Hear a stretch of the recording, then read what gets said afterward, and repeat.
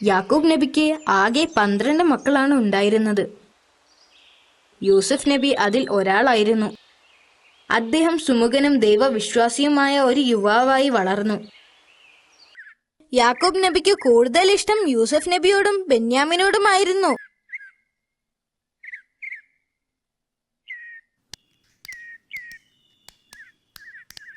അത് കാരണം മറ്റു സഹോദരങ്ങൾക്ക് യൂസഫ് നബിയോടും ബെന്യാമിനോടും അസൂയ ഉണ്ടായിരുന്നു.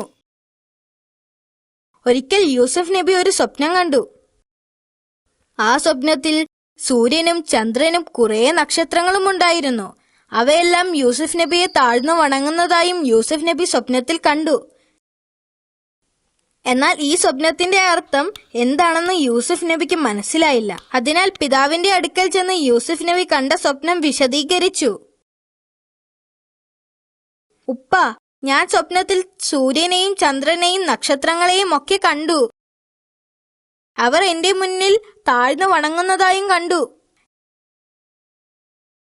യാക്കൂബ് നബിക്ക് യൂസഫ് നബി കണ്ട സ്വപ്നത്തിന്റെ അർത്ഥം വളരെ പെട്ടെന്ന് തന്നെ മനസ്സിലാക്കാൻ സാധിച്ചു. അദ്ദേഹം യൂസഫ് നബിയോട് പറഞ്ഞു, അള്ളാഹു നിന്നെ അനുഗ്രഹിച്ചിരിക്കുന്നു യൂസഫ്. ഈ സ്വപ്നത്തിന്റെ അർത്ഥം അള്ളാഹു നിനക്ക് അറിവ് നൽകുകയും നിന്നെ ഒരു പ്രവാചകനായി മാറ്റുകയും ചെയ്യുമെന്നാണ്.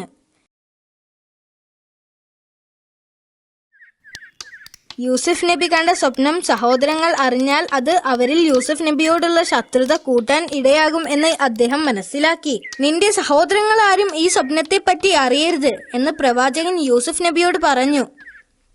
പക്ഷേ നിഷ്കളങ്കനായ യൂസഫ് നബി സഹോദരങ്ങളോട് തന്റെ സ്വപ്നത്തെ പറ്റി പറഞ്ഞു.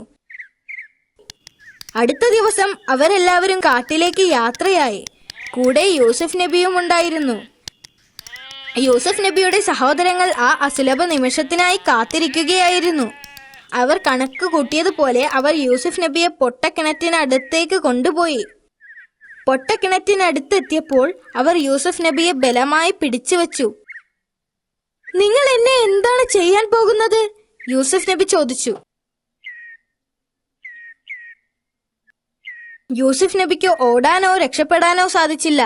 അവർ യൂസഫ് നബിയുടെ വസ്ത്രം അഴിച്ചുമാറ്റി ആ പൊട്ടക്കിണറ്റിലേക്ക് യൂസഫ് നബിയെ വലിച്ചെറിഞ്ഞു.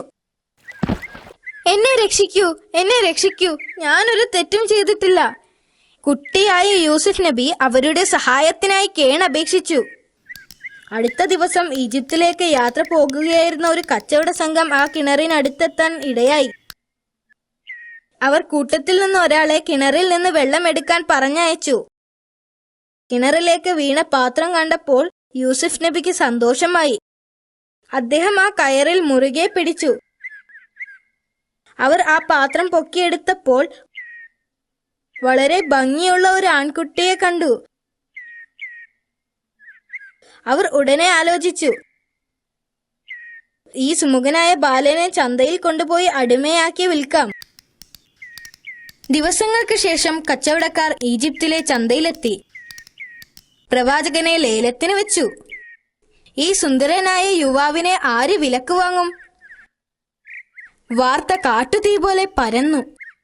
ഈജിപ്തിലെ മുഖ്യമന്ത്രി ഏതാനും വെള്ളി നാണയങ്ങൾ നൽകി ഈ അസാധാരണ ബാലനെ വിലക്ക് വാങ്ങി. ഇതിലൂടെ അള്ളാഹു അദ്ദേഹത്തെ ഈജിപ്തിലെ പ്രധാന വ്യക്തിയായി മാറ്റുകയായിരുന്നു. അദ്ദേഹം വളരുന്നതോടൊപ്പം തന്നെ ബുദ്ധിയും അറിവും നൽകി അള്ളാഹു അദ്ദേഹത്തെ അനുഗ്രഹിച്ചു. അദ്ദേഹത്തിന്റെ കഴിവുകൾ അറിഞ്ഞ മുഖ്യമന്ത്രി അദ്ദേഹത്തിന് കൊട്ടാരത്തിലെ ചുമതലകൾ ഏൽപ്പിച്ചു. ഒരു രാത്രി ഈജിപ്തിലെ രാജാവ് തന്റെ കൊട്ടാരത്തിൽ ഉറങ്ങുകയായിരുന്നു. ഉറക്കത്തിൽ രാജാവ് വിചിത്രമായ ഒരു സ്വപ്നം കണ്ടു. സ്വപ്നത്തിൽ രാജാവ് നൈൽ നദിയുടെ തീരത്ത് നിൽക്കുകയായിരുന്നു. വെള്ളത്തിൽ നിന്നും 7 തടിച്ചു കൊഴുത്ത പശുക്കൾ ഉയർന്നു വരികയും അവയെ പിന്തുടർന്ന് മെലിഞ്ഞുണങ്ങിയ 7 പശുക്കൾ ഉയർന്നു വരികയും ചെയ്തു. തടിച്ചു കൊഴുത്ത പശുക്കളെ മെലിഞ്ഞുണങ്ങിയ പശുക്കൾ വിഴുങ്ങി. അതിനുശേഷം നദീതീരത്ത് 7 ധാന്യച്ചെടികൾ വളർന്നു വരികയും പെട്ടെന്ന് അവ അപ്രത്യക്ഷമാവുകയും പിന്നീട് അതിന്റെ സ്ഥാനത്ത് 7 ഉണങ്ങിയ ചെടികൾ വളരുകയും ചെയ്തു. സ്വപ്നത്തിന്റെ അർത്ഥം മനസ്സിലാക്കാൻ കഴിയാത്തതിനാൽ രാജാവ് ഭയപ്പെട്ടു. രാജാവിന്റെ സ്വപ്നത്തെക്കുറിച്ച് പ്രവാചകനോട് പറഞ്ഞു. പ്രവാചകൻ അള്ളാഹുവിനോട് പ്രാർത്ഥിക്കുകയും പിന്നീട് സ്വപ്നത്തിന്റെ അർത്ഥം വിശദീകരിക്കുകയും ചെയ്തു. രാജ്യത്ത് 7 വർഷം സമ്പന്നമായ വിളവെടുപ്പുണ്ടാകും. ആളുകൾക്ക് കഴിക്കാൻ ധാരാളം ഭക്ഷണമുണ്ടാകും. ഇതിനെ തുടർന്ന് രാജ്യത്ത് 7 വർഷത്തേക്ക് വരൾച്ചയുണ്ടാകും. ആവശ്യത്തിന് വെള്ളവും ഭക്ഷണവും ഇല്ലാത്ത അവസ്ഥ വരും. ഈജിപ്ത് മുഴുവനും ദാരിദ്ര്യത്തിലാകുമെന്നും പ്രവാചകൻ പറഞ്ഞു. പ്രവാചകൻ കൊട്ടാരത്തിലെത്തിയപ്പോൾ സുന്ദരനായ ആ ചെറുപ്പക്കാരനെ കണ്ട് രാജാവ് അമ്പരന്നു. കുറച്ചു സമയത്തേക്ക് പ്രവാചകന്റെ അറിവുകളെ പരീക്ഷിച്ചുകൊണ്ട് രാജാവ് അദ്ദേഹത്തോട് സംസാരിച്ചു. പ്രവാചകന്റെ മറുപടികൾ രാജാവിനെ അത്ഭുതപ്പെടുത്തുകയും യൂസഫ് വളരെ ബുദ്ധിമാനാണെന്ന് രാജാവിനെ ബോധ്യപ്പെടുത്തുകയും ചെയ്തു. പിന്നീട് രാജാവ് വരാനിരിക്കുന്ന ക്ഷാമത്തിന് എന്താണ് പരിഹാരമെന്ന് പ്രവാചകനോട് ചോദിച്ചു. ശരിയായ രീതിയിൽ ആസൂത്രണം ചെയ്താൽ ക്ഷാമത്തെ നേരിടാം. സമൃദ്ധിയുടെ നാളുകളിൽ വിളകളെല്ലാം സൂക്ഷിച്ചു വെക്കണം. അത് ക്ഷാമകാലത്തേക്ക് ഉപയോഗിക്കാൻ കഴിയും. പ്രവാചകൻ രാജാവിനെ ഉപദേശിച്ചു. രാജാവിന് പ്രവാചകനോട് മതിപ്പ് തോന്നി. രാജാവ് യൂസഫ് നബിയെ അവിടത്തെ ധാന്യപ്പുരയുടെ നിയന്ത്രണം ഏൽപ്പിച്ചു. തുടർന്ന് വന്ന 7 വർഷങ്ങളിൽ പ്രവാചകന്റെ നിയന്ത്രണത്തിലായിരുന്നു കൃഷി. വരാനിരിക്കുന്ന ക്ഷാമകാലത്തേക്കുള്ള ധാന്യങ്ങൾ അദ്ദേഹം ശ്രദ്ധാപൂർവം ശേഖരിച്ച് സംരക്ഷിച്ചു. ഈജിപ്തിലും അയൽ രാജ്യങ്ങളിലുമെല്ലാം വരൾച്ച ബാധിച്ചു. ഈജിപ്തിൽ വളരെ കുറഞ്ഞ വിലക്ക് ധാന്യങ്ങൾ വിതരണം ചെയ്യുന്നുണ്ടെന്ന വാർത്ത അയൽ രാജ്യങ്ങളിലും എത്തി.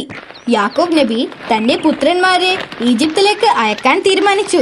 ദിവസങ്ങളോളം മരുഭൂമിയിലൂടെ സഞ്ചരിച്ച് ഒടുവിൽ ഈജിപ്തിലെത്തി. പെട്ടെന്നാണ് പ്രവാചകൻ വരിയിൽ നിൽക്കുന്ന സഹോദരങ്ങളെ കണ്ടത്. അദ്ദേഹത്തിന് പെട്ടെന്ന് തന്റെ സഹോദരങ്ങളെ തിരിച്ചറിഞ്ഞു. പക്ഷേ അവർക്ക് യൂസഫ് നബിയെ തിരിച്ചറിയാനായില്ല.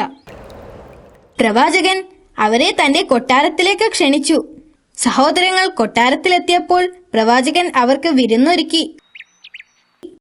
വിരുന്നിന് ശേഷം ബെന്യാമിനും യൂസഫ് നബിയും തനിച്ചായപ്പോൾ പ്രവാചകൻ ബെന്യാമിനോട് പറഞ്ഞു, ബെന്യാമിൻ, ഞാൻ നിങ്ങളുടെ നഷ്ടപ്പെട്ട സഹോദരനാണ്.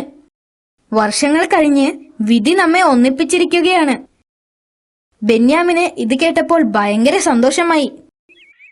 പ്രവാചകൻ സഹോദരങ്ങൾക്ക് വാക്ക് നൽകിയതുപോലെ കൂടുതൽ ധാന്യങ്ങൾ നൽകി.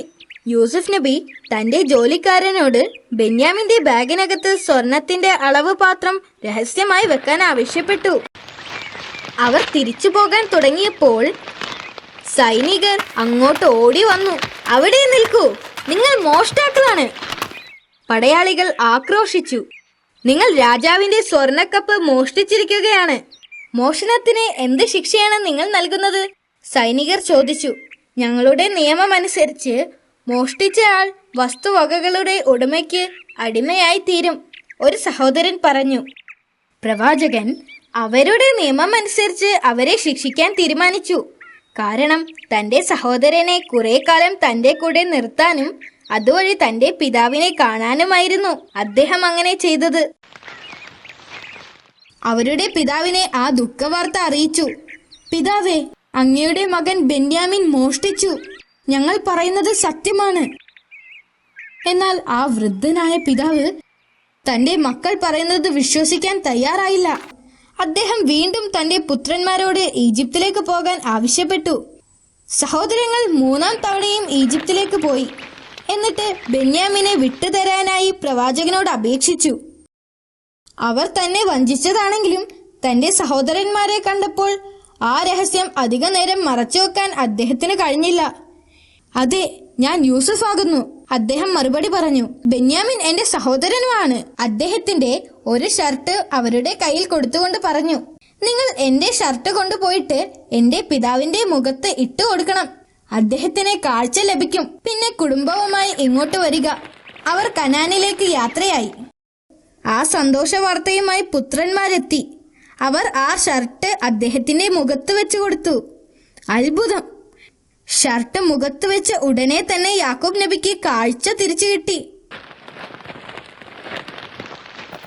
തുടർന്ന് പ്രവാചകൻ തന്റെ കുടുംബവുമായി യൂസഫ് നബി അലൈഹി ഇസ്ലാമിനെ കാണാൻ ഈജിപ്തിലേക്ക് പോയി.